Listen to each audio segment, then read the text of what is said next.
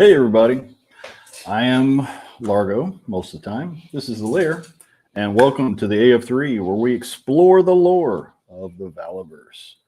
And to help me do that and keep things between the rails most of the time, my buddy Will is here. How's it going, Will? I can't hear you because you have your mic muted. You're just messing with me now, aren't you? Yeah. Sorry, it's the end of series 1. We made it. We got to the end. I can't believe it. Yep. We've gotten through all of the Series 1 figures and a little bit extra, you know. We just finished up with Sergeant Slaughter, and our buddy Zazel helped us with that. And so before we start into Series 2 and things beyond, we wanted to kind of do a little recap and just look at where we were when we first started with Valaverse, what got us excited about this line, and the storyline behind it. So we asked a couple friends to give us their 2 cents on it. And so let's see who decided to show up. Hey, I know that guy. What's going on, Jim? Hey, Will. How are you? You've kind of had some familiarity with the Valaverse now and then, haven't you? I mean, you kind of heard it. It sounds familiar. Yeah. And when you're hot, you're hot. When you're not, you're hanging out with Chad. But it's all good. Chad, how are you? Good to see you, sir. The articulated Chad is here to give us his 2 cents. And is he muted or is he just messing? I'm not muted. I'm just messing with Will. How's it going? Dang, nabbit. Look, I get enough grief from Eduardo. Yeah, you do. But we've got the West Coast. We've got the Midwest. We needed a perspective beyond something ninja-esque. So we asked this kind sir to join us as well. The articulated ninjas in the house. What's going on, guys? Good to see you. You got both the best articulated people in the house right now. Me and Chad. That's right. You can never have enough articulation. That's right. Exactly. So this is awesome. Thank you guys for taking time out of your schedules to hang out with us and talk Valaverse. You've all had some great content on your channels talking about the Valaverse, and we have been avid watchers and enjoy the content you've been putting out.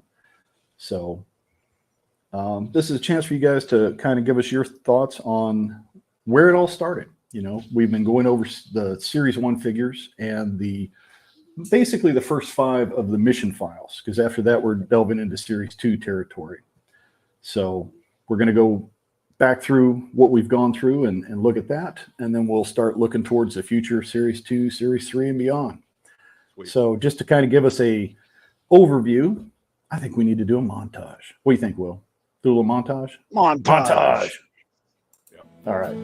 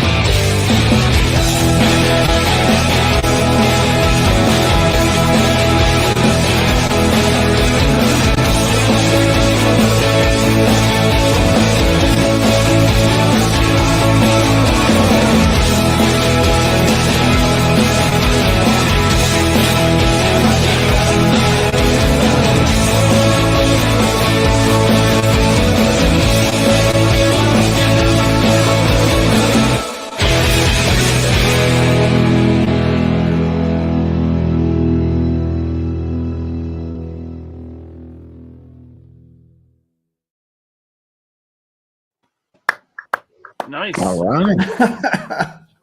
I'm pumped. Man, it's been a long, strange trip.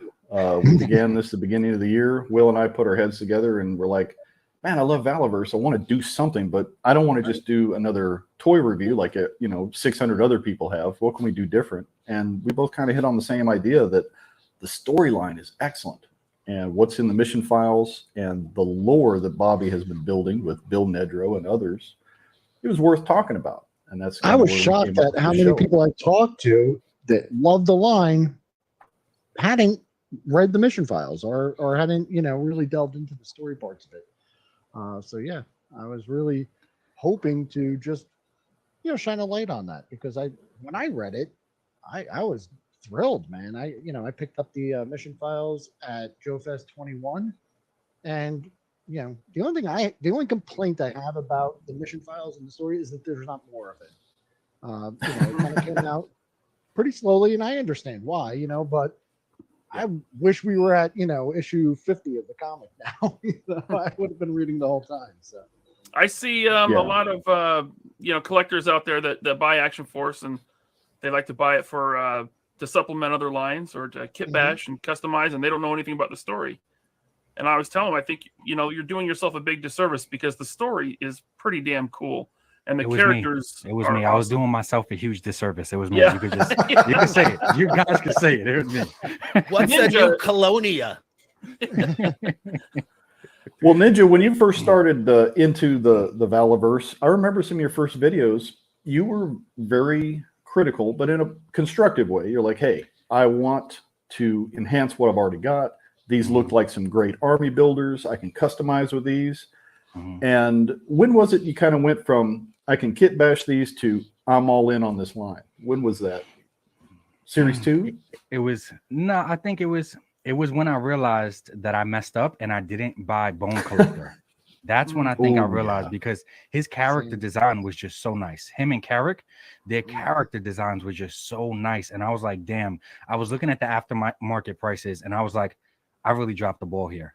So it was right around that point that I said, this is more than just army builders. This is more than just troop building.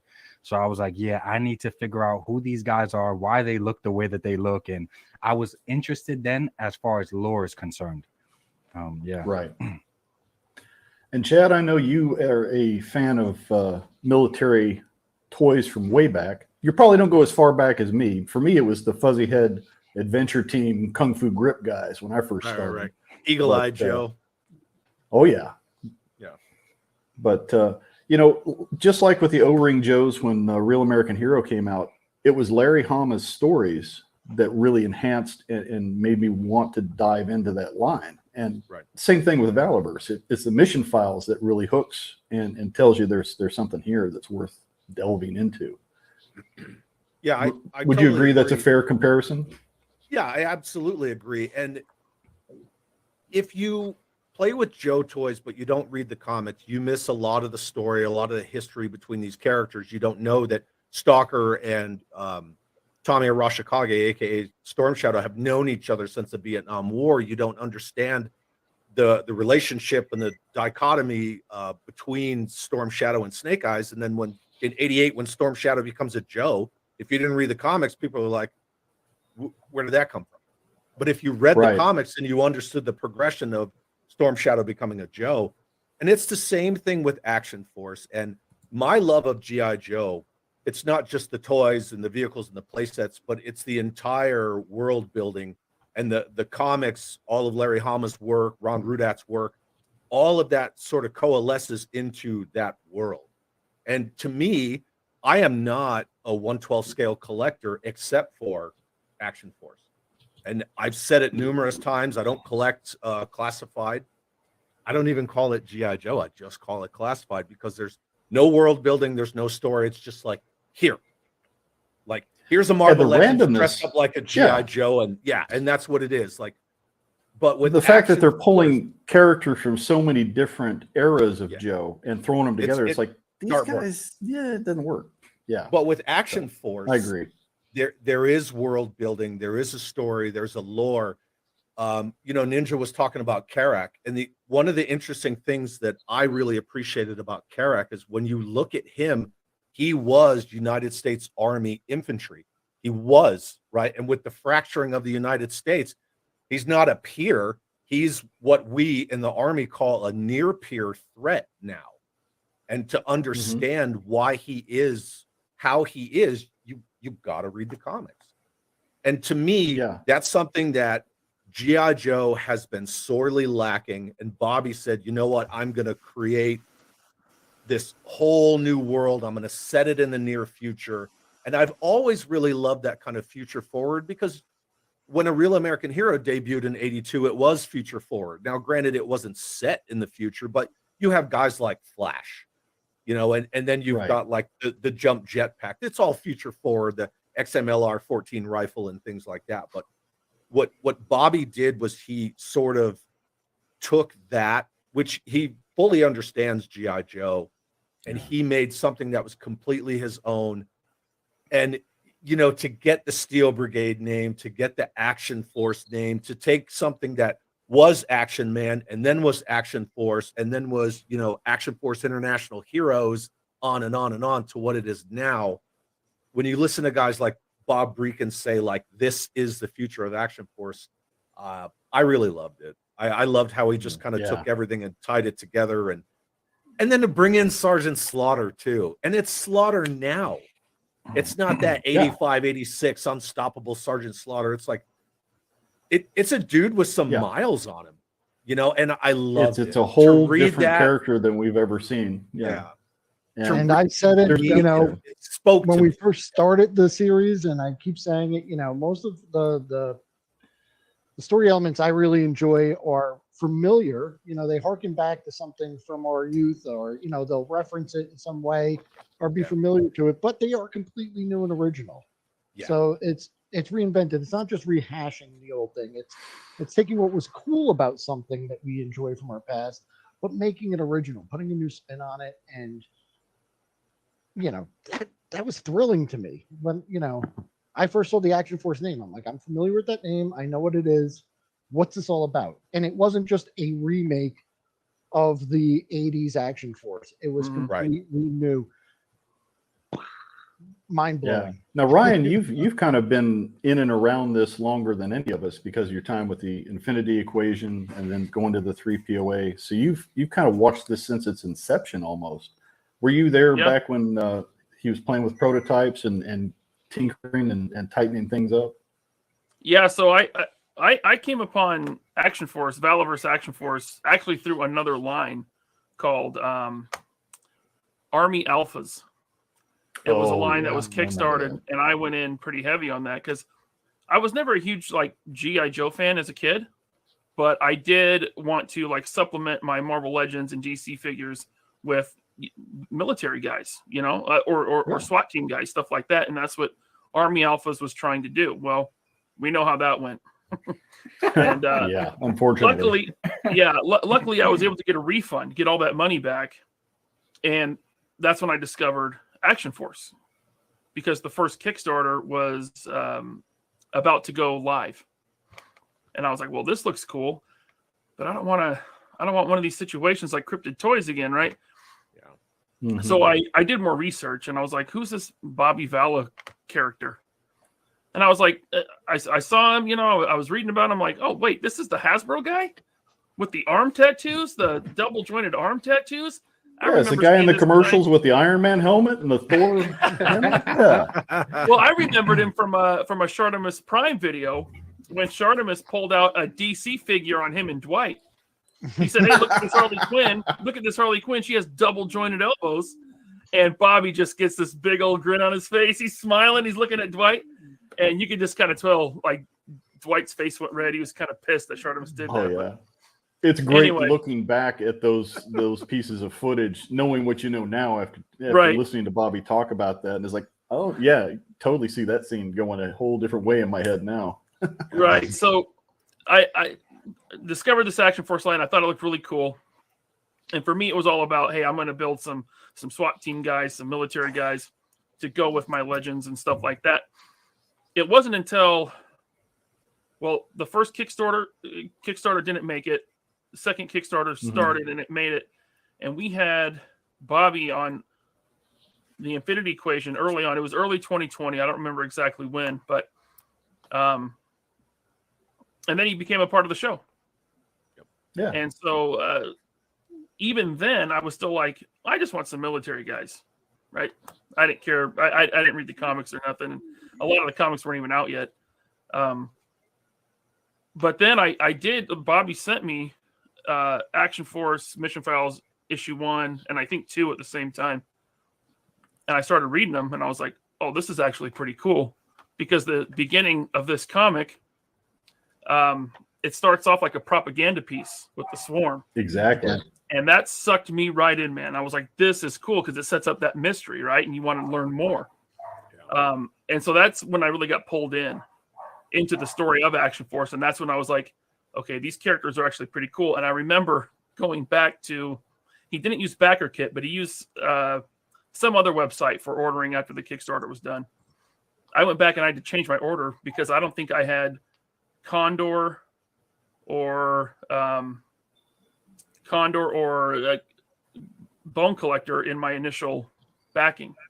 So I had to go back and change the add-on, and I added them, and then I added a bunch more troop builders. But yeah, I was very similar. You know, I was looking at this stuff, and I'm like, I remember Hasbro Pulse really screwed us over on the Shield agents. They did that 2-pack, and then you go to try to get it. And it's like, how do you sell out of a pre-order you haven't even made yet? I was so pissed. And I hadn't heard of the Kickstarter, but I saw Valaverse being offered on Big Bad Toy Store. I'm like, oh man, these blue troopers, total Shield agents. These are awesome. I can make these work. Started looking into some of the other stuff there. And like you, I didn't really know anything about the other characters. I'm just looking at army builders. And then I start seeing like on Shartimus and a few other places, these prototypes popping up where he had sent them out to show people, hey, here's the articulation. This stuff's legit. It's going to happen. And so then like you, I'm like, who is this Bobby Vala guy?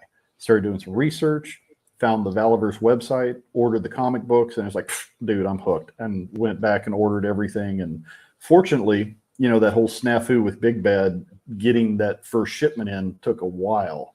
Yeah. But Bobby had extra stock and put it up on the website. So I just went ahead and ordered everything from Valaverse.com, kept my Big Bad order, you know, because I knew I was going to want extras. I was like, I looked out and got all of Series 1. I was like, man, that is so cool. And then just kept going from there. Will, when did you jump in with Valaverse? I know did you first see it when you went to Joe Fest a few years ago, or when was it? Joe Fest 2021. As a matter of fact, I was in a lot of the Facebook groups for G.I. Joe collecting. I got back into collecting around 2018, and I uncovered a bunch of my stuff, took pictures of it, you know, sharing it in the groups. But you know, the groups are what they are. You know, I mean, I enjoy the pictures of people sharing their collections, but you know, you'd have other issues and scammers and all that crazy shit. So I think Bobby put a message out on one of the G.I. Joe groups about his Action Force. He was doing like an after party. And I had asked in the G.I. Joe group if there was any get-togethers or meetups or swap meets or anything like that. And literally, it's still funny because it's still there. Not one like, nothing. Like, unless you're selling something, posting some rare thing, like it doesn't get any attention, you know. So I just said, hey, I'm going to Joe Fest for the first time. Anyone doing anything, you know? And nothing, like not one message or anything. So I was like, oh, okay. Guess not. So Bobby Vala put that thing up. So I was like, hell yeah, I'm going to go check this out. Because, you know, as I went to the booth, saw all the prototypes there. Bobby was just there. He had his friend with him. And we just hung out. We talked for a little bit. Yeah, I bought this shirt. Bought all the comics. Went to that little meetup at the Savannah Brewing Company there. It's kind of real close to the hotel.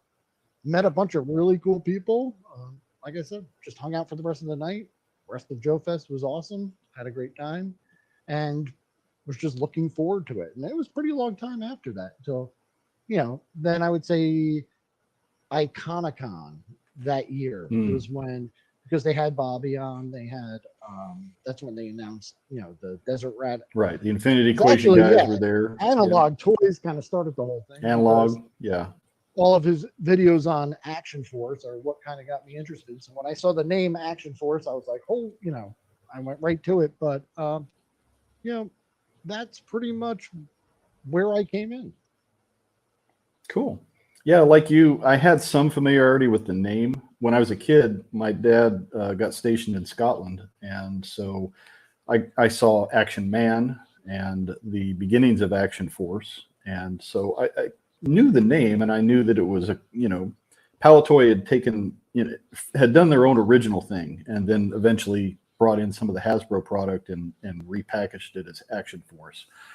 So, the name recognition is obviously there. And then when like you said, the announcement of the Sarge coming into the line and looking at some of the other stuff in there, I'm like, oh yeah, this is a banger. I'm digging where this is going. And it's just gotten better. And one of the nice things I like about Valaverse and Vala fans, some people love them or hate them, maybe just call us a bunch of, hockey hooligans or whatever, but it's a community. We love what's going on here. And yeah, we'll occasionally shit talk some other products that are inferior because they are inferior. That's just what it is. But it's more about loving what is good and positive than just trash talking. Jim, the specific like moment that Falcon figure.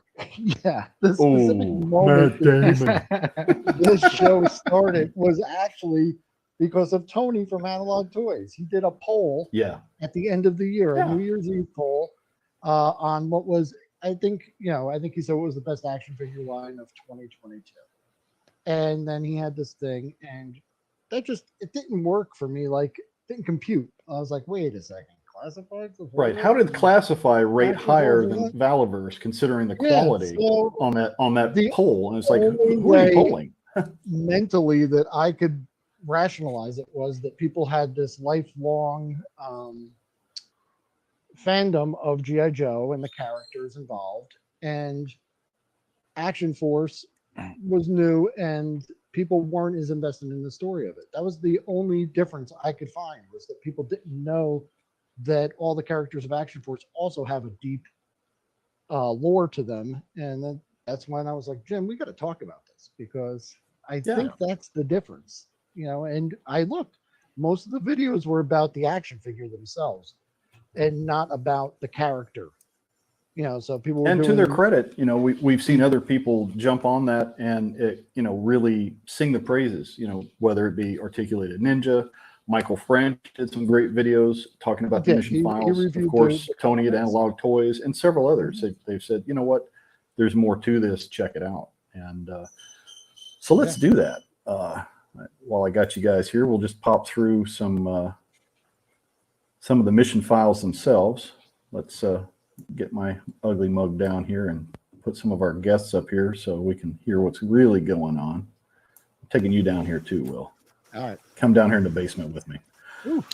So obviously the Valaverse was created by Bobby Vala, his whole Action Force universe, and is continuing to expand. Want to make sure we give some kudos and shout outs to all the guys who are invested in making this happen. Andrew Kramer did a lot of behind the scenes work with Bobby, and Mission File 1, like we've talked about, comes out of the gate just running. Beautiful artwork.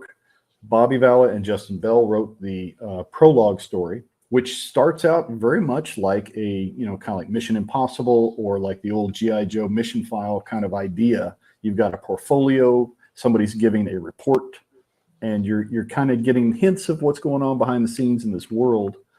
And like you said, there's a lot of the propaganda stuff going on there. So we've got Justice Name doing line art, Andrew Kramer doing colors. Andrew shows up a lot in these comic books, as does Bill Nedrow.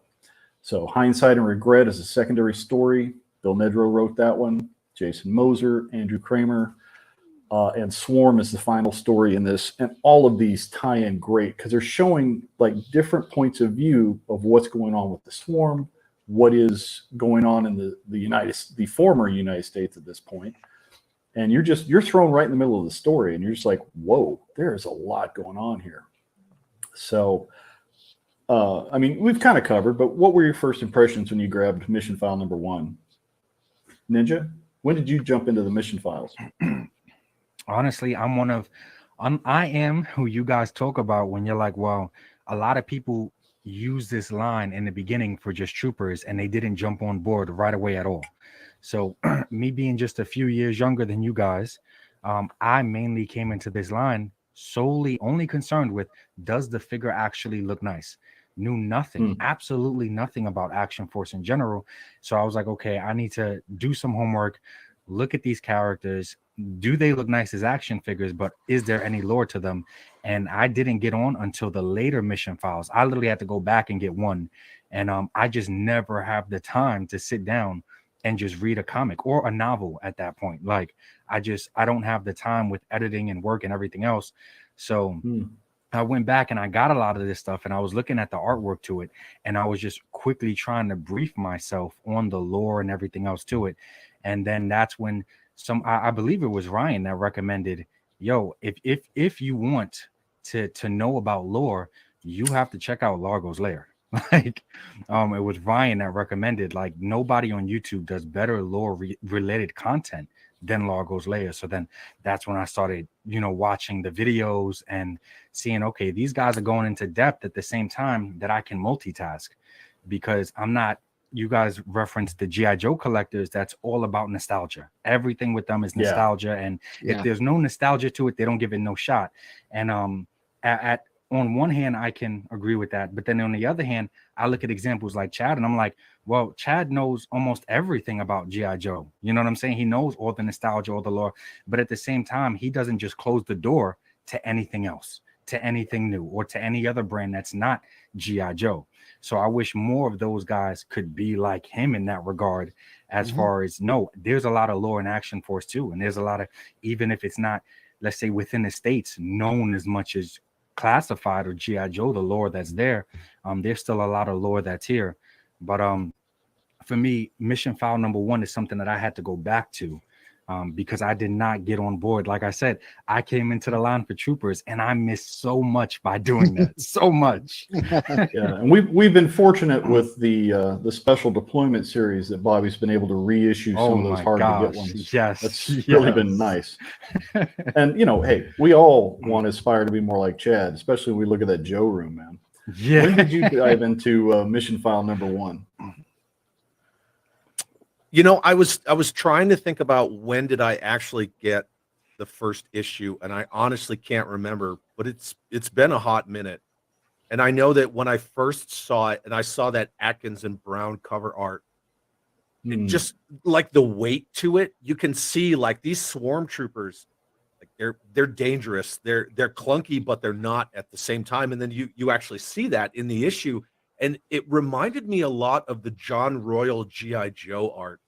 And that's what really brought me to the comics, to the mission files. And, reading the first issue, it took me back to a lot of stuff where you see somewhat of an enemy, but there's other stuff going on. There's strings being pulled. You don't see the whole story in a way. And I'm not trying to tie it to G.I. Joe, because I'm really kind of like doing the Blade Runner thing, where I'm not trying to say that Bobby's Action Force is so much like Joe, because it's not. It absolutely is not. But there is a dichotomy there. I mean, when you look at like the G.I. Joe cartoon, it was very much white hats, black hats. Sure, whereas in the comic books, there was more red and blue nuance. lasers. Yeah. And whereas with these mission files, with the G.I. Joe comic books from Marvel, Devil's Due, whichever flavor, there were shades of gray. There was more stuff going on. But there is a parallel there.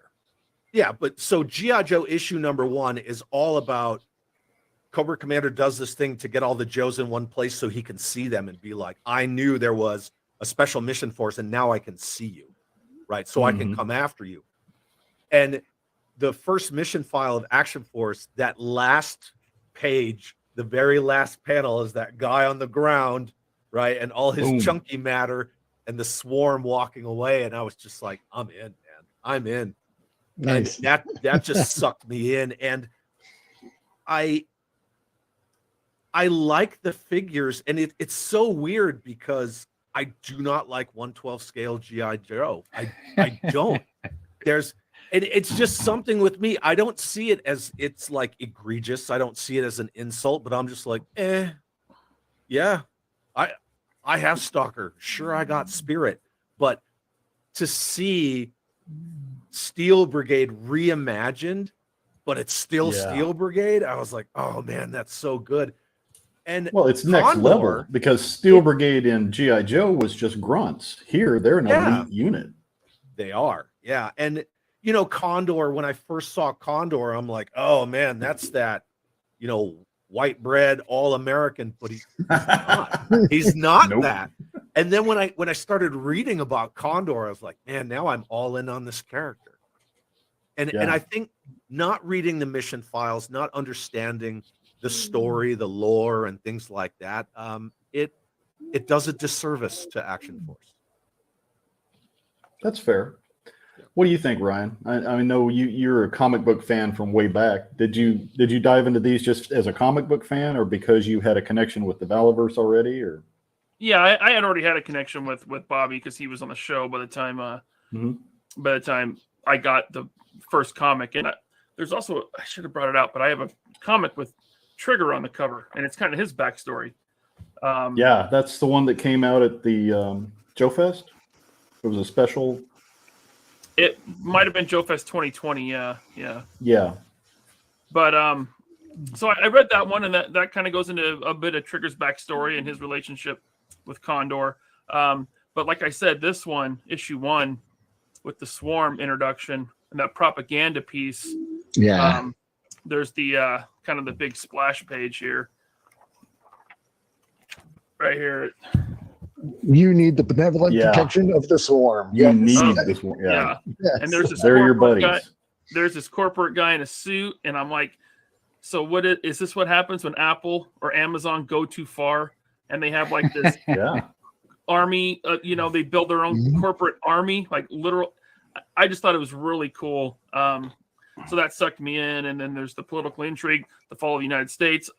I thought that was a cool idea. And then right after I read it, it almost started to happen in the real world. And so that was a little creepy, but I mean, all that together, and I was sucked into the story. So, yeah. Speaking of which, was it in? No, it wasn't in 2. Where was it we saw Trigger pop up? Was it in issue 2 or 3? I don't remember exactly. Oh yeah, it's been many years ago. He's in issue 2 for sure.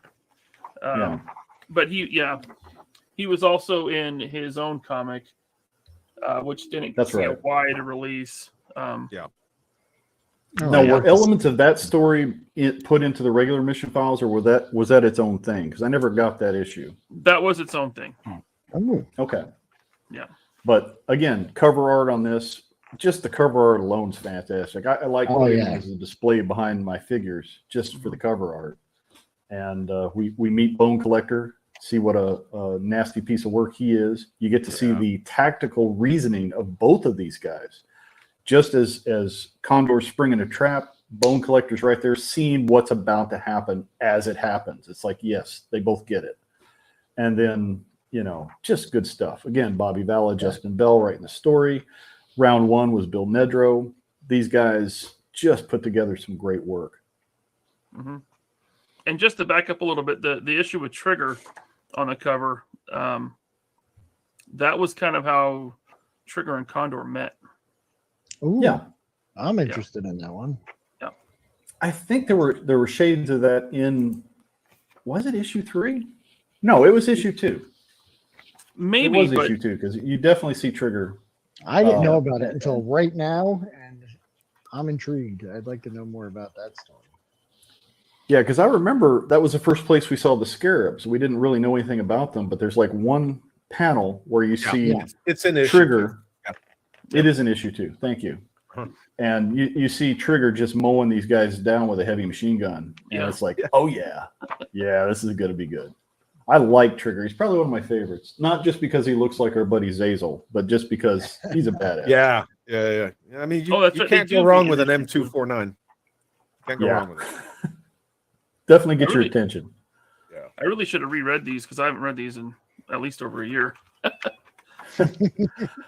Well, we've been going through them because of the show we're doing. Plus, Yeah. we try to revisit and stuff. And now we're prepping to get into Bill Nidro's novel Broken Alliances. Say that 5 times fast. Mm-hmm. And everything that's laid out here. Bill Nidro's been in this since the beginning of the stories, so he took everything that he's learned building these mission files with Bobby, and just expanded on that in the novel, and we'll be delving into that soon. But again, just some beautiful cover art. If nothing else, just buying these for the covers, just to put them on the wall, just fantastic. It tells a story in just the cover. You get an idea, a sense of what the Steel Brigade is. A Day's Work is an awesome story because you're just jumping right in with these guys and you're seeing what their day is like. You see them in their bull pit when they're getting ready for the mission. They're jumping out, they're hitting things. And this is a very different aspect to the Action Force. This is their elite, what do you call it? Quick response, quick action. QRF, yeah. Quick reaction QRF, force. Yeah. that's right. Yeah. And then when we started doing the research on this, looking into what Mike Force was in Vietnam, it's like, holy shit, this is deep, man. He touches on real life, real world heroes from previous, conflicts, and really gives some great nods and homages to real world military groups and specialties. And that's one of the reasons I wanted to talk with you a bit, Chad, is someone who has current knowledge of armed forces. Some of us have been retired for many years and our memories are a little fuzzy. We've taken a few bumps to the head. How well does Bobby do with tying in real world, not just the tech, but tactics and group dynamics? I think he does a great job with it. Even just putting like the SQIs and ASIs, right? The skill identifiers on with all the characters on their file cards on the back, like just kills it. And so when you look at Steel Brigade, and they are special operations, they're primarily used for QRF, but they're also very plug and play. So you see the snipers and things like that, and you actually see the SQIs that go along with those skill identifiers. So they do a really good job. Really good. And job. the tie-in of air assault and the fact that their helmet is totally shaped like what you would wear if you're going to jump out of a perfectly good airplane or helicopter. And the Steel Brigade helmet is definitely so. If you look at that helo, the helicopter or rotary wing aircraft on the cover of issue 3, when you see a lot of the flight chiefs, they wear almost a helmet like that. So they'll wear a fast helmet, and then they'll wear a piece that just kind of hooks into it. So they'll wear the fast helmet with the peltors, which are the comms. We call them ICOMs. And then they'll also wear like a face mask so they can be heard by the pilots better. And the Steel Brigade helmet is like a smoother future forward update to that kind of a soarer sort of getup. So it's really cool. Yeah, I agree. I love the fact it's not just that old school Steel Brigade cheesy grill. Yeah, I mean, he did his homework, because when you look at the design for that helm and all of their gear, it is definitely touching on stuff that's real world application. With your swarm and stuff, he goes a little bit more sci-fi. But maybe if you delve into what DARPA's playing with, maybe they've got something like that. I don't know. Yeah. But I love those little nods, like just the helmet design. And then when you look at real world military, it's like, oh, well, yeah, that makes perfect sense. Yeah. Do you guys pick up on that, from not having a military background? I mean, does that kind of add to when you're looking at the story, or? Yeah, for me it does 100%. I like it. And go ahead, Ryan. Oh, I was just gonna say I don't know. I don't know a lot about real world military looks and equipment and stuff. So to me, it just that looks cool. Yeah, I like that. That's about it. I really like wrong with that.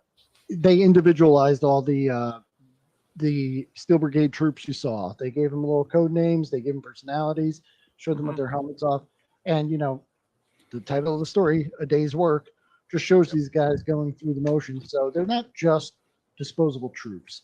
Each one of them can be the character you want it to be without, having to fill that little card out and you can just, That's a good point, though. I mean, with the original Steel Brigade from back in the Real American Hero days, it was like anybody can be under that helmet. You could be under that helmet. That was kind of the premise. Yeah. And here he really personalizes these guys. It's like, yeah, they are troop builders, but they're not just cannon fodder. You know, you see them without the helmet. Right. You see that they're real people under there.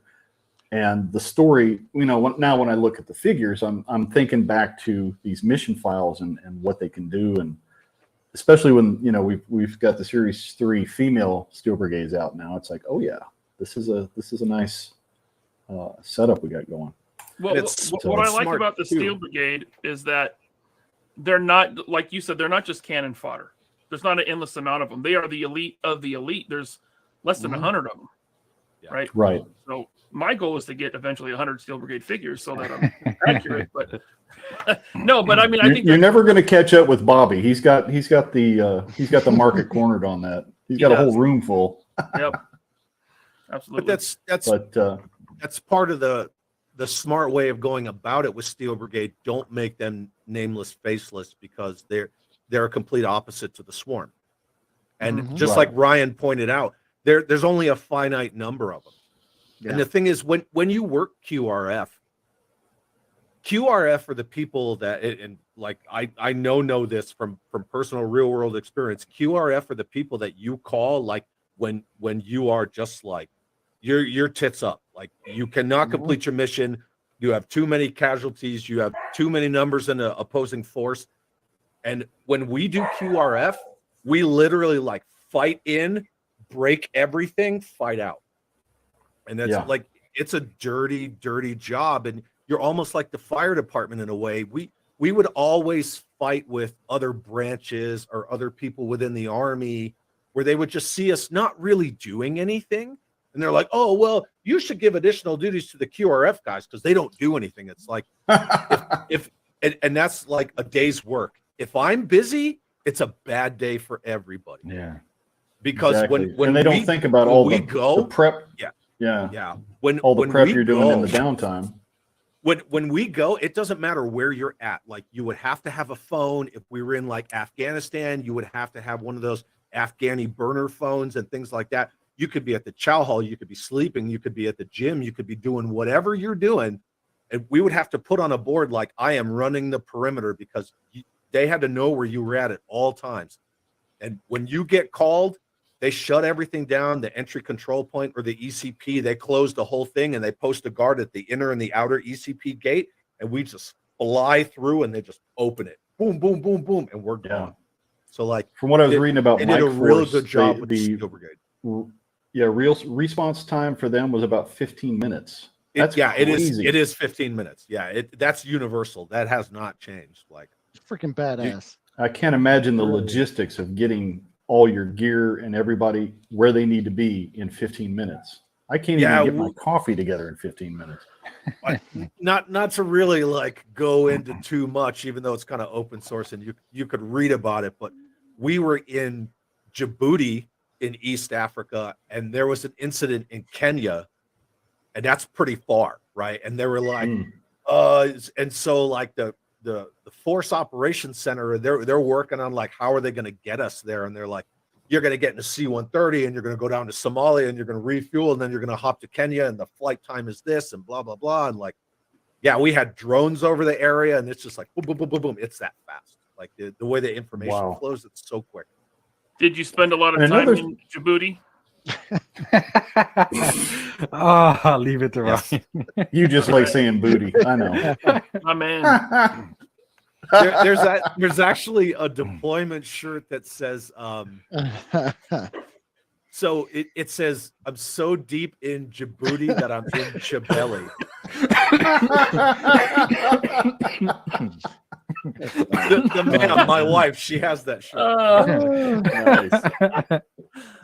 You know, it ties into another thing. The reason that these guys are so precious is because of the amount of training. You know, just to be a member, you've already got to be qualified for, you know, how do you call it? Jump certification. They're jump masters, all of these guys. Plus, you have some that are sniper qual. I don't think they all are sniper qual, but most have had that. You got to have that training. You've got to have, you know, specialized. I believe a lot of these were former special forces of one flavor or another before they became Steel Brigade. You can't just replace these guys willy-nilly. If you lose one, you've lost a major asset. You're talking millions and millions of dollars and years of training. Yeah. That was the biggest revelation from that episode, was that, yes, these are cool troops.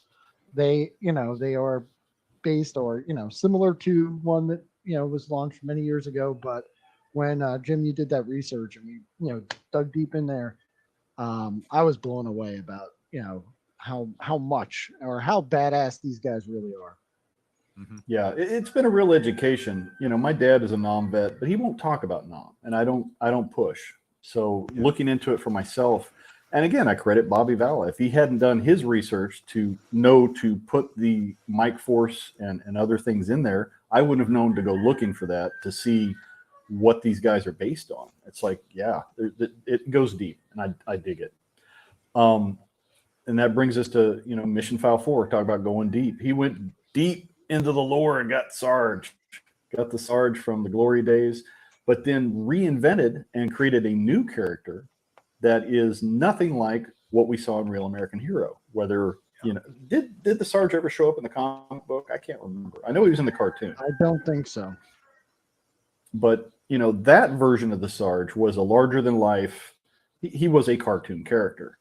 Valaverse's Sergeant Slaughter is a grizzled veteran who has been working with covert teams. He has been in, whether he's been training the new troops or being deployed, he's seen a lot, and he's ready to hang up his spurs. He's at the end of his career and thinks he's ready for retirement.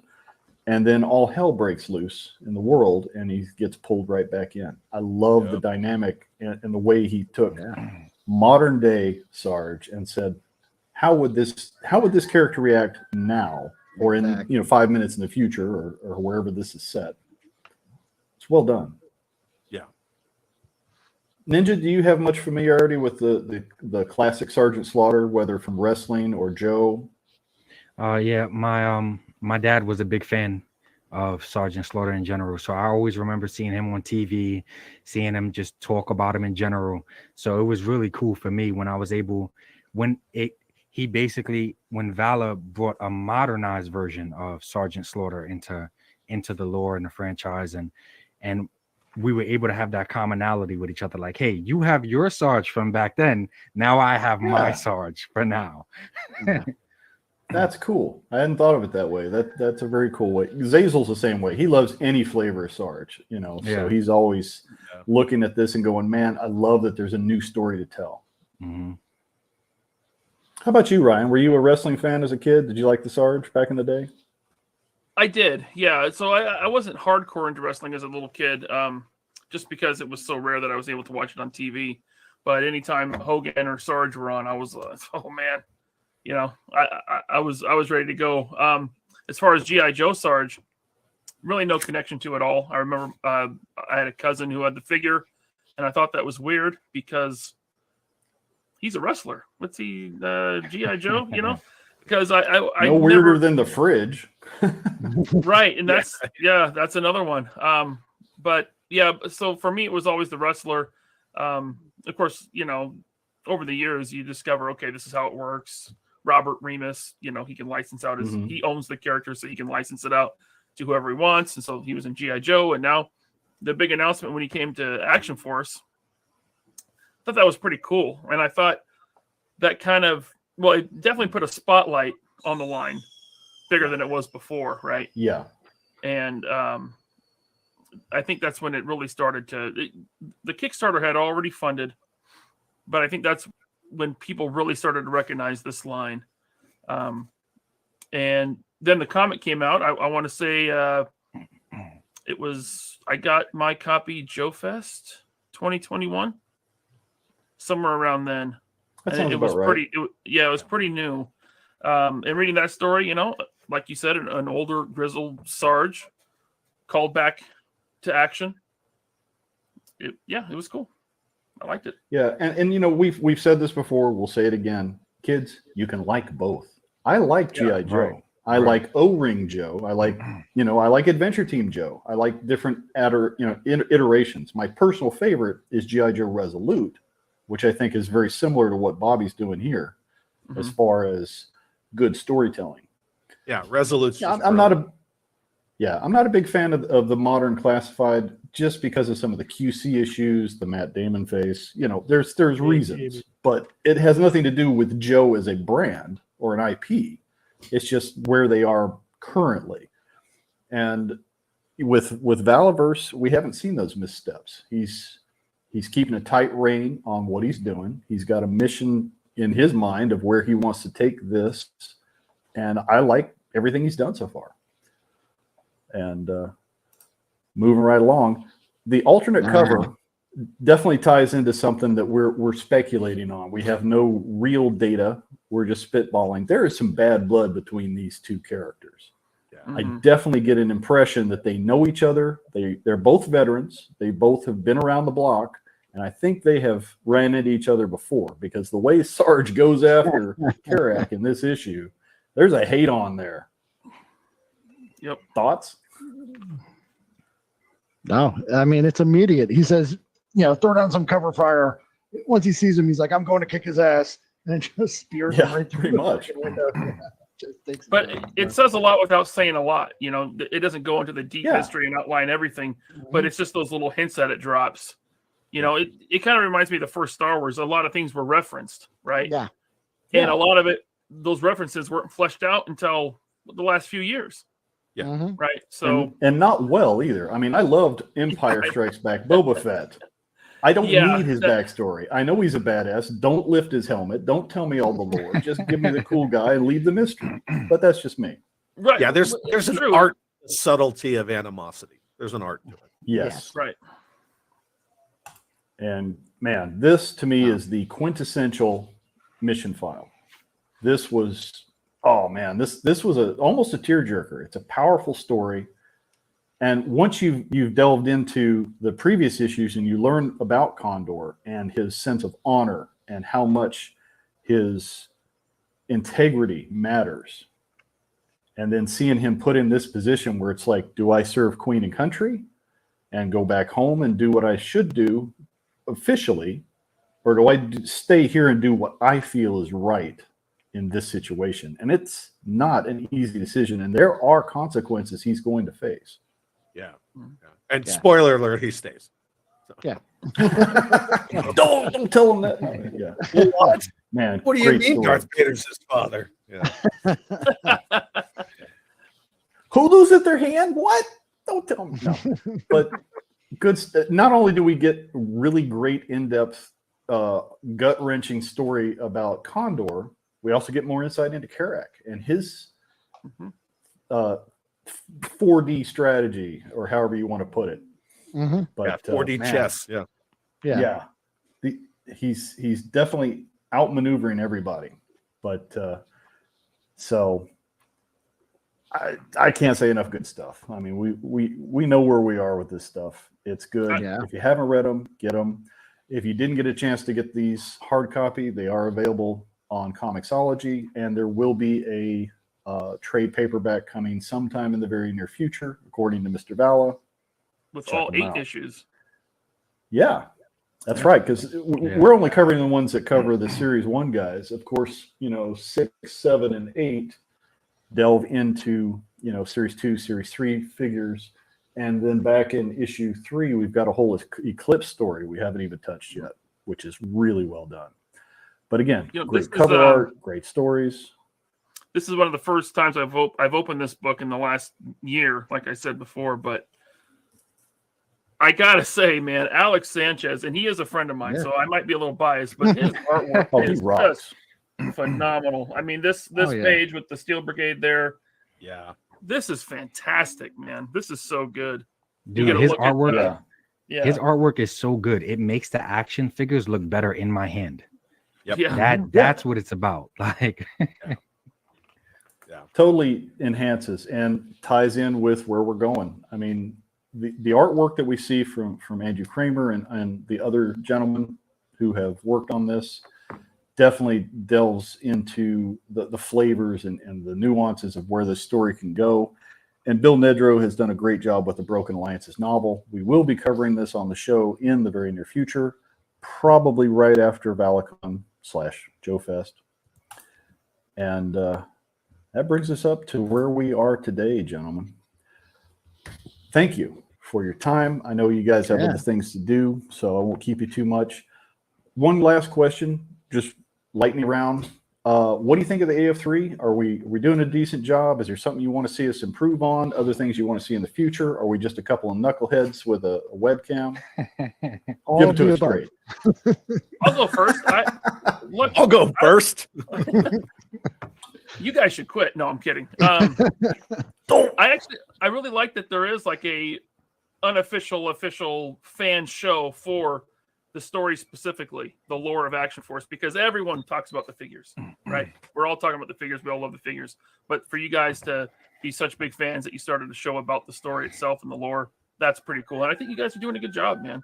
Like, no complaints. You got some your cut together, what did you call it? Your short videos with the montage. Your montages with the music, they're really well done. So yeah. And we are the only show with a Kung Fu rooster in the background. Yeah. It sounds like it's a big cock. It is. We Just by he's very proud of himself. And Indeed. that's Ryan, ladies and gentlemen. It's all about the girth. I'll let Chad go. Chad, he can answer before I do. Yeah, I can't agree with Ryan more. I think that you guys definitely shine a light on the fact that, hey, it's not just dollies, right? It's not just action figures with, pew pews and stuff like that. Like, there is actually a world. They built a world. There's a story. There's relationships. Some of them are intrinsic. Some of them are, deep-seated. Again, the Sergeant Slaughter. If you just get the Sarge figure, but you don't read the mission file, you don't understand, like, which version of Sergeant Slaughter am I looking at? Like, the things that he's been through, that subtle relationship with Karak and things like that. You can see that he's an old man in a young man's game, and those are the dangerous people, because I'm 49 and I'm still in the infantry, and I got 19-year-old kids, and they think they know better, and I'm like, gotta watch out for old guys in a young man's game.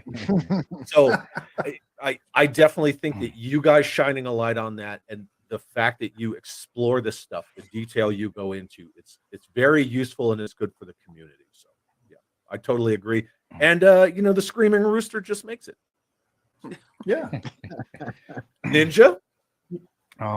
Basically the second what Chad is saying, speaking from, like I said, a little bit of a younger perspective, you guys are doing a great service. I wouldn't change anything, because for guys like me, I've never been big into comics.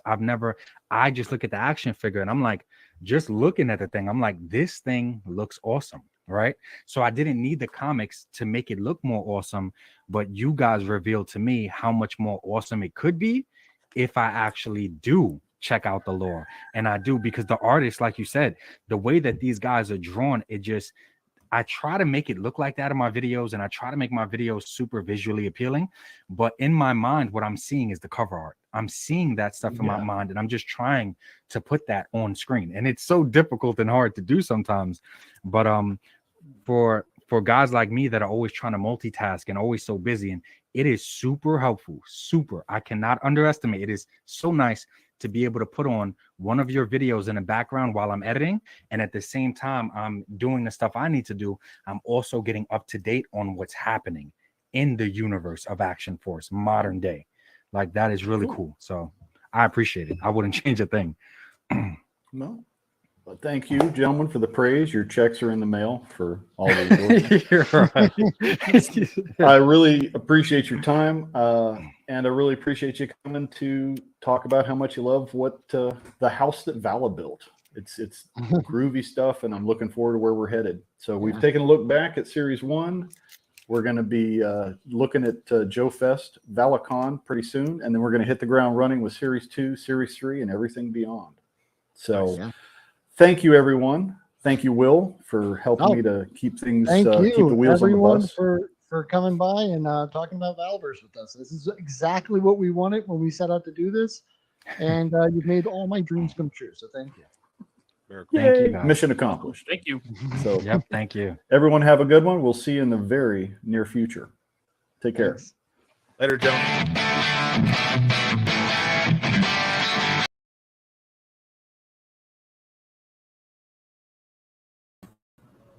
Hey, there we are. I even got sound and everything. We're not live. ready to call this a day. Oh, wait. Formerly known as Articulated Chad. Now We all it's changed Chad. clothes really fast. What's going on? Yeah. A lot of people saying goodnight, so hopefully we caught them before they left. If not, it's all right. We'll catch you later. Whatever. It's all good. Don't leave. Don't leave. We're still here. That's right. Well, thanks for doing the pre-recorded, and thank you for showing up here live. Yeah, Absolutely. absolutely. Thanks for having me both times. Anytime. You have an open Living door in the policy Matrix. here. Yeah. Yeah, Well, I the appreciate it. pre-recorded really helps because everybody's got different schedules. We're on different time zones. It's like, herding roosters to get everybody at the same place at the same time. So that's kind of why we do the split deal. And plus, we just like screwing with people. It's like, are we live? Are we not? You don't know. Is anything real? Is it all just a hologram? It depends on what type of pharmaceuticals that you enjoy in your recreation, I suppose.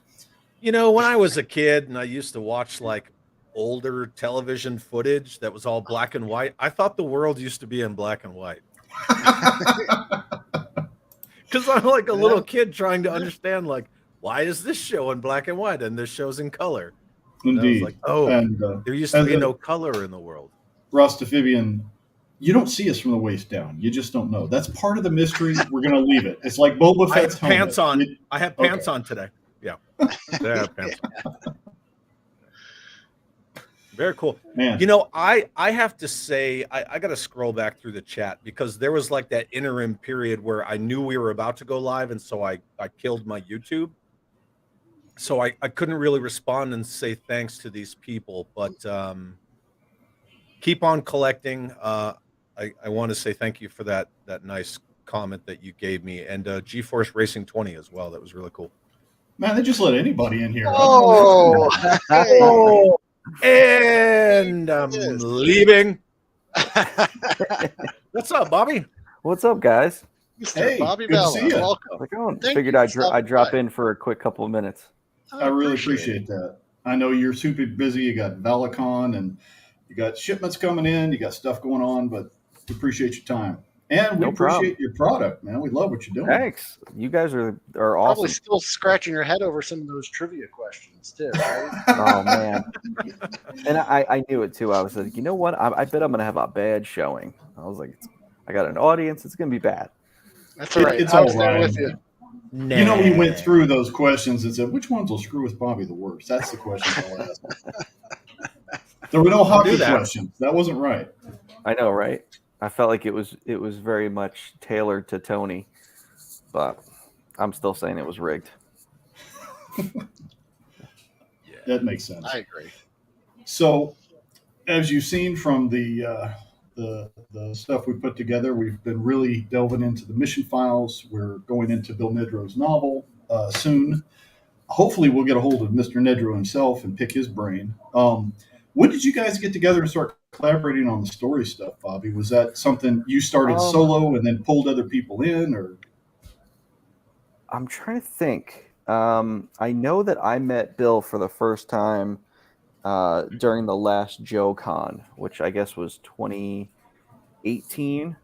Yep. And then I want to say he was at the first Joe Fest in 2019. And I was talking to him then. And I think that's kind of how it started. It's hard to remember like all that stuff that happened in the very beginning because it all happened so quick. Like I was just moving so fast and getting things together and going in 100 different directions that I don't really remember like how that kind of stuff started. I don't remember, like when I first talked to Ryan and now it's like we're such great friends and little things like that. But I think that's when that all kind of started with Bill. Now, had you read some of Bill's G.I. Joe stuff before? Is that how you knew him, or? Yeah. You know, because it's like when I was on the G.I. Joe brand, like Daryl knew Bill, and you know he knew of his work, so that when I met Bill for the first time at JoeCon, you know we talked a bunch there, you know, and got to know each other. Well, we're learning it's all 6 degrees of Chad. Everybody knows Chad, and you know Chad knows everybody. I don't know. I got nothing. Nope. Well, hey, that's a first. A tongue-tied Chad. We got a spit take from Grindhead Jim this week. We're doing good. So yeah, very cool.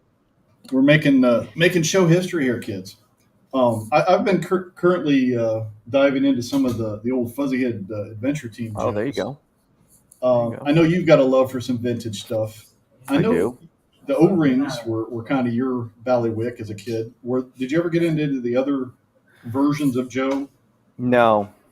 For like even like I got a room down in my basement, which is now a kid's playroom, but it used to be called the Joe room, and it has every figure from 82 to 94, and then from 07 to now. And you know, people are like, well, where's all this stuff from, you know, the early 2000s? I said, I don't believe in that stuff. That stuff doesn't exist to me. That neon stuff doesn't exist, Chad. Whoa. Well, It was mostly those inferior. It wasn't so much neon. It was more like the superhero body stuff. You know, I felt like when they brought back G.I. Joe, I think in like 2001, they had a 2-pack of Duke and Cobra Commander, and they were buff, almost like the Kenner Star Wars Power of the Force 2 stuff. Was that like the Spy Troops thing? Those were that was before Spy Troops. Okay, you know, and then they slimmed them down. G.I. Joe versus Cobra stuff. Yeah, G.I. Joe versus Cobra. So to me, it's like those eras don't exist. So, but it's like not that I don't believe that the 60s stuff exists. It just wasn't anything I was ever really So into. you're not a big fan of the Built to Rule, where they made those Lego vehicles with Lego block connectors on their forearms? That was Not so much. Not so much. Sigma 6. Somebody was asleep at the wheel on that. Yeah, and it's like I get it. I get why they were doing things and trying different stuff, because it's like back then, you got to remember they weren't making toys for collectors. You know, Real American Hero, it's like they weren't collectors. They were just thinking about kids. So they have to evolve a toy line based on the needs of the kid. So, you know, times were changing, and you know, superheroes and anime, and that's where you saw like the Sigma 6 stuff kind of change and go down that rabbit hole. But at that point, I was, you know, older, to the point where I wasn't playing with toys. I was, you know, learning to play hockey and things like that, and you know, more or less into toys. But to me, it was like I would always go back to my Real American Hero stuff. So I didn't get that new stuff. But I get it, because there's also people like someone like Tony, who is a little older than me, doesn't really dig the late 80s, early 90s Joes, whereas like 91 was like my bread and butter. You know, like General Hawk with the jetpack, like that's one of my favorite figures. And you know, but you know, older people that's just not, that era is just not for them. So I think and like we talked about here, when you have when you have a good storyline. You know, I didn't, like I said, Fuzzy Head guys were my Joes as a kid. So when the little O-ring guys came out, I'm like, that's not my Joe. It's kind of like, you know, Whovian nerds. Every time they change Doctor Who to a different act, that's not my doctor, until 6 months later. It's like, I love that guy. But Joe did it right with Real American Hero with the Marvel Comics. That gave you a good storyline. And you did the same thing, Bobby, when you put out the mission files. It's like, these are good figures, but they just go to a whole nother level when you start looking at the story. It's like, holy shit, there's depth here. There's layers, something going on. Layers. Yeah. It's like what I love is when I get messages from people saying like, oh, I wasn't going to pick up this certain figure, but then I read the comic and I saw them and I read about them and it made me want to pick up their character. Like that's where I get that connection. So, you know, listen, if it was up to me, I would have a monthly comic coming out constantly, and I'd be buying them, because the comics are great. And I mean, Condor is a perfect example. I saw Condor, and I like him, but when I read his mission files, I really liked him. You know, like I really wanted that figure. Yeah. And I Well, like and the now fact there's that there's a comic vacuum too. So yeah. you know. The comic industry is kind of going through some rough stuff right I know. now, so I it know. doesn't help. And but that's what's made it hard to find a publisher because comics are in such a bad time right now. If this was, 10 years ago, I'd have a publisher, no problem. But now it's like, they don't really want to spend a lot of money on not established stuff. So it's hard, but what are you going to do? And that does bring up a good point. I mean, nostalgia is the thing for, making cash for toy lines these days. It seems like everybody's retread. Mm-hmm. Valaverse is new. It touches on some vintage. You've got some great odes to, like the Desert Rat, some of the classic packaging colors you chose. So you've got your nostalgia tastes there. You've got Sarge in the line, but you're going to the future, literally, in the future with the storyline. And you're using modern weaponry. And I really like the fact that even with your character profiles, the file card versions, you go into the depth of, what MOS, what have they done in the military prior to becoming Action Force that makes them qualified. So it's given us a lot of fodder for the show to go into. It's like, man, it's like learning about Mike Force. That was awesome. It's like I said, my dad's a Nom vet. He doesn't talk about Nom. I don't ask. So it encouraged me to go and do some history in learning about who these guys were, why they were important faction to everything that was going on in the world at the time. And it's nice that you have that nod in your line. Drew was asking about one of the two big comics a year on Indiegogo, something like Billy Tucci, I guess. So I reached out to Billy Tucci, and I got a response back from him, and he said it was a good story. He liked it, but he just couldn't take on any new titles for under his publishing company at this time. So definitely understand. on the same wavelength, Drew. Just not there. I mean, I'm still plugging away trying to get someone to pick it up, but again, it's just a kind of a tough time right now. Well, you kind of got your foot in two camps. You studied art. You studied, to be a comic book artist. You've also studied to become a toy designer. Yep. So if you had your druthers in a perfect world, would you be writing comics or making toys? I would love to be like a comic book artist. I know it's a ton more work. But there's just something cool about like creating a comic page, it would take me forever to like get the rust off and like actually do like a sequential page nowadays. But like, my friend Alex Sanchez, he's in the comics business, and, I'm always kind of jealous of him, that he does comic work, because it's like, there's nothing cooler than like flipping through a comic. It's like, yes, don't get me wrong. I designed a toy and I see that thing come to life. That's amazing. But there's always something that'll stick with me about drawing comics. Now, you've done a lot of the cover arts for your mission files. Did you do the cover for the new paperback, this collected editions coming out? So yes and no. So Randy Green, for those of you that don't know, Randy Green was a hot artist for Image and Top Cow all through like the late 90s and early 2000s. Fantastic artist. He did the side panel artwork on Series 3 of the females, and I contacted him to do the cover for the trade paperback. Nice. So he did that, came out awesome.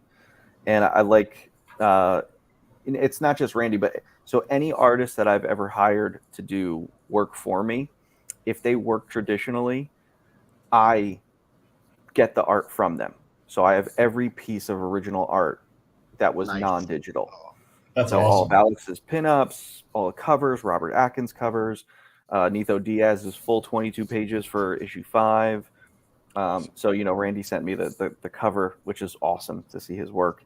And, but then on the back cover I did an exclusive Kickstarter print for the first, I think it was for all the Kickstarter people or for the first 100 people or something like that.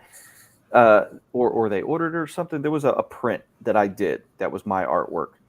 I put that on the back cover of the trade paperback. Cool. Excellent. Yeah. Chad's been doing a great job taking us on the road to Joe Fest. Yep. Bobby was there. Yeah, I know you're not going to have much time to do shopping, but are there any grails you're looking for when you get there? I'll definitely make sure I have time to shop. But I mean, it's kind of one of those things where I don't have like a list of stuff I'm looking for, but if things catch my eye, there are definitely lines that I would love to collect. I just haven't gotten around to collecting them.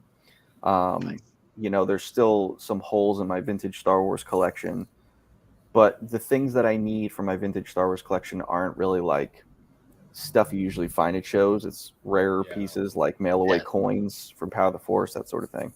Cool. But I'm sure I'll find something to buy. Well, speaking of things to look forward to, we're going to go back over your Valaverse lists just so people are reminded what's coming down the pipe.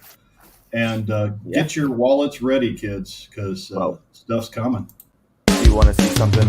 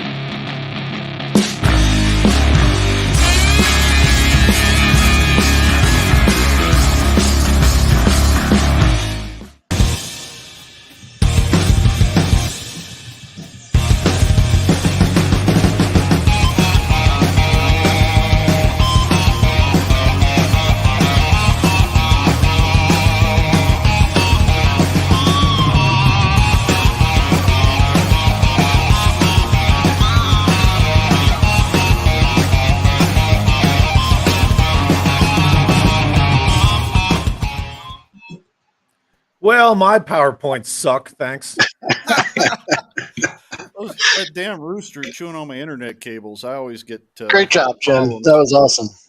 Psyched. And chat's going wild. They want to see all of this, and they can't wait to see more. Man. Well, great it's kind of products. Fitting that we just went through that because I got a box of samples in today that I have to go through tonight. And look, we got a little female desert trooper right here. All right. So yeah, she's looking good. I got the right trooper. I got all the gear packs, and then I got, let's see, a little Gemini. Oh wow! Look at that. That turned out really good. I love the art on that She's box. a good one. And then I know everyone's really excited about this one. There it is. Oh yeah. Oh, god dang it! Sweet. Oh, that box art is beautiful. Yeah, this is a good one. I thought you outdid yourself with Bloody Pandora, but I think this one's going to top it. The I gotta say, the inkjet printing they did on the faces for the yelling eclipse, flawless. She looks so Awesome. good. Yeah. So not like Matt Damon. Not like Matt Damon. Nope. There wasn't a single Matt Damon head in that whole video. I love it. And now, as we all know, not like Shipwreck either. Oh Lord. Yeah. Let's see. I got a bag of ghillie suits over here. So Nice. Yeah. Yeah. Between designing, dealing with a factory that's on the other side of the world, dealing with Bobby want vroom vroom and all the other crap that comes your way. I don't know when you find time to breathe, man. You're just popping stuff out all the time.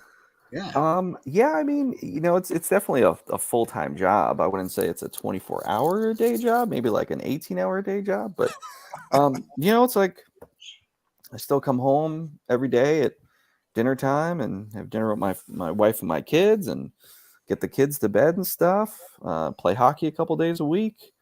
Me and my wife try to find time to have date nights. But yeah, I mean, I work really fast and efficient, so it's not like, I'm working all hours of the day.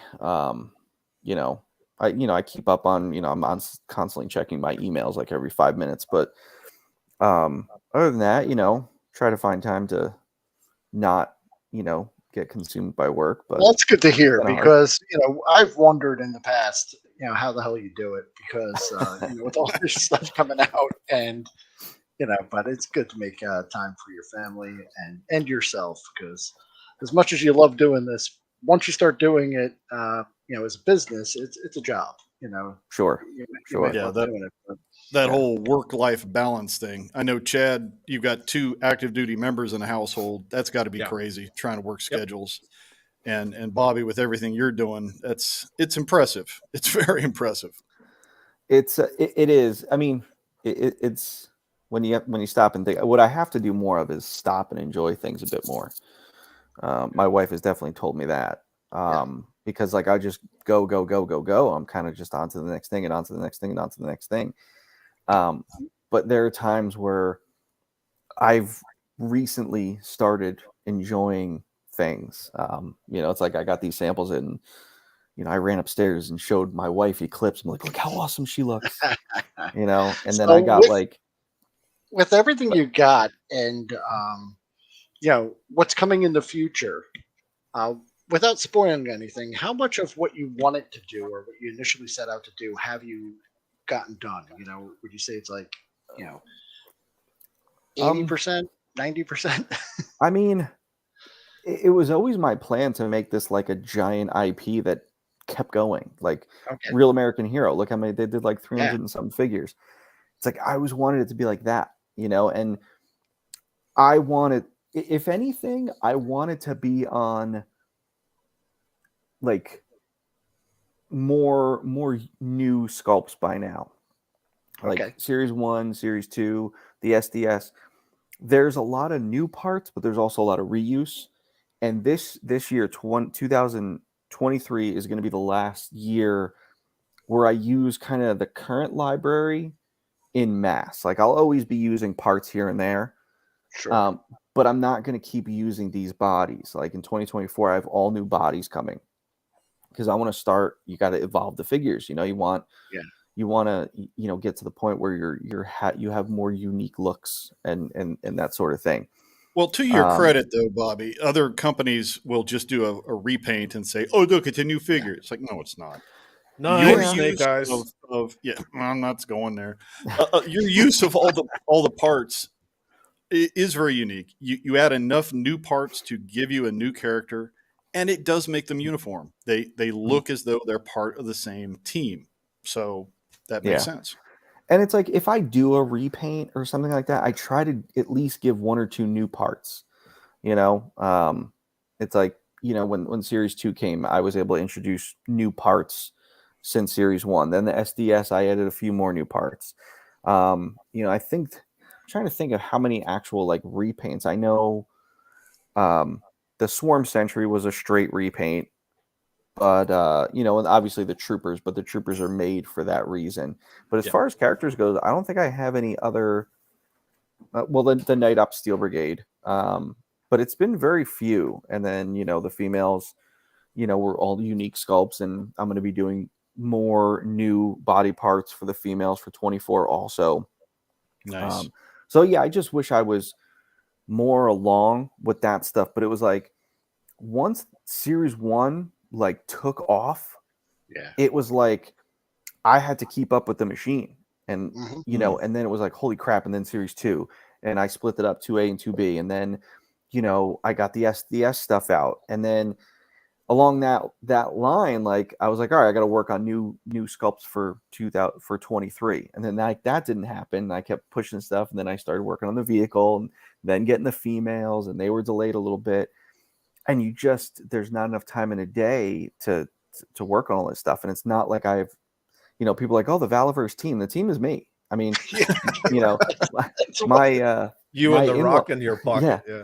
My in-laws are retired, and I just hired them to work on orders. But it's like I'm still handling all the wholesale accounts, and a lot of customer emails and the social media stuff, and so I have to find more time to design the new figures, and that's why things have been a bit slow. So that's the only thing where I feel like I'm not where I would like to be yet. Well, we're definitely fans of kit bashing Action Force, because you made it to where all the joints and everything are universal. It's a great idea. You can make things swap easy. How often do you find yourself at your desk just taking a new figure you've made and tearing it apart and cannibalizing parts to make another version? Not that often.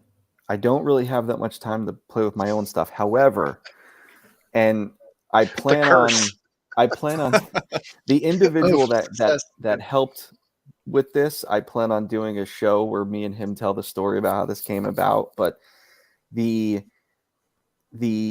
Action Point figure has a very funny story about, kind of kit bashing and, having a few drinks and coming up with something really cool. So I was going to say, was whiskey and hockey involved in the conception of this thing? Hockey was not involved, but I'm trying to think what I was drinking. I think I was drinking Jack Honey. He was drinking tequila. So yeah. Yeah. Well, really looking forward to it. Looking forward to Valicon this year. Last year was fantastic. The year before that. Valicon. Yeah, the name has stuck. I think it's funny that Chad had Ed on, and Ed was referring to as Valicon.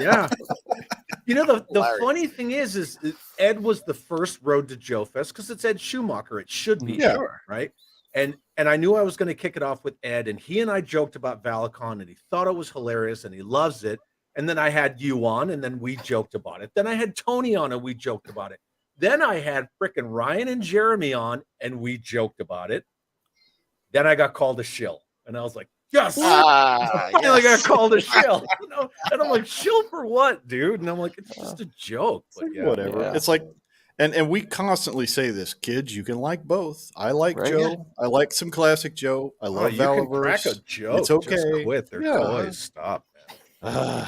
Anyway, some people, and it started out as a joke. Like Tony said it. Tony said it last year because our line was out the door all of Friday, and it was like, that's no one else had ever done that at Joe Fest. So it was just kind of one of those things where he just said it, and it kind of just stuck, and it was just a joke, and then the joke caught on, and but that's the power of streaming and the fans and stuff like that. Yeah, I may or may not have put it on our shirts this year. Allegedly. Yeah, Chad told us that the whole layout's going to be different, so there shouldn't be as much kerfuffle of people trying to get in and where your lines are going to be. I mean, I'm telling you right now. So I saw the layout, and our booth is enormous. It's a giant 20 by 20 square. Like we have a 4-sided giant booth, and I was looking and I saw where they moved the entrance, and I was like, I still think our line is going to be out the door. It's still going to happen. Yeah, it's still going to be. I think the biggest issue was they were telling us to move because we were blocking other booths, I guess, by standing there. But I'm like, move where? I'm not moving. It's not getting shorter. So if I move, nowhere to go. Yeah. Yeah, there was just nowhere to go. So we're trying to stand in the middle, I guess, and leave a lane on either side. But I think that's how they're going to do it this year, because it's going to go down that same middle section all the way. Instead of you coming out the doors in the middle, you're going to come out the doors at the end. But the line's still going to stretch all the way down there. Plus, when you get to our booth, there's going to be one side is going to be for purchasing, like, all the in stock figures and like Eclipse. Then if you want to turn in your action points, you got to go around to the other side of the booth, and that's going to be a separate line after you make your purchase. You have to go over there and turn in your points and get your figure over there. And then on one side, we're going to have the Vanguard model and some other concepts and things like that. And then I don't know what I'm going to do on the fourth side yet. Hopefully just leave it open. But I could just imagine people flying into Valaverse, for the show there at Joe Fest, going through TSA with baggies full of these, and TSA is, what the hell is this? Is this a cult? What's going on?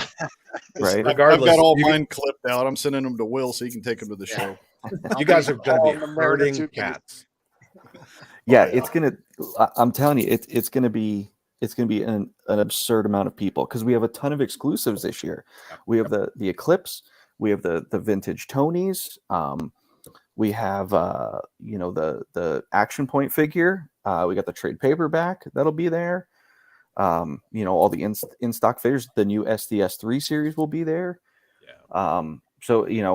And then again, that what do you guys see the Vanguard models? So that's like, I think it's just going to be I love the little teases where you just show a corner or something. It's like, I don't know. It's gonna be stupid, but it's gonna be good for YouTube. So. Yep. And then the panel, we're going to show a ton of stuff. I'm going to reveal the PowerCon exclusive figure. Yeah. So it's going to be nuts. Yeah, I was going to say, you don't even give yourself a chance to breathe, and then you're on to PowerCon. So I know, right? Yeah. And then I actually have two smaller shows in between ValaCon and PowerCon. Jeez. So yeah. Now, in your little neck of the woods, are there any toy conventions that you pop in on, or? Those two small shows, they're in Massachusetts, which is only like one show's like a half hour from here, and the other one's like almost an hour. So that's where I'll do those shows. Man, awesome. I wish, how far I get in a half hour, an hour, the middle of the desert. That's where I get. Everything is 4 hours. I got to move back east. Well, this has been a great show, guys. We're about a half hour over our normal time. Bobby, thank you so much for taking some time. I know you got. I'm glad I was able to pop in for a few minutes. Thank you. Awesome. Thank you so much. I'll put the invitation. Season 2 or Series 2 and beyond.